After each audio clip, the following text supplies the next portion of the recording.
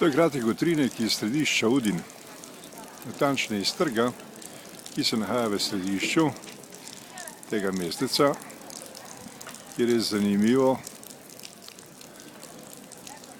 po svoji zgodovinskih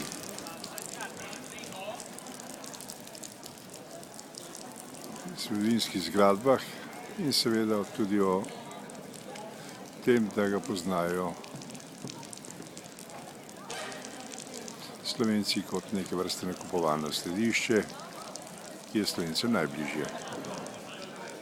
Mi pa si oglejmo nekoliko iz zgodovinskega zornega kota, da bomo pokazali cerkev iz leta 1406. Da si približamo nekoliko in končamo tudi s pogledom na to cerkev.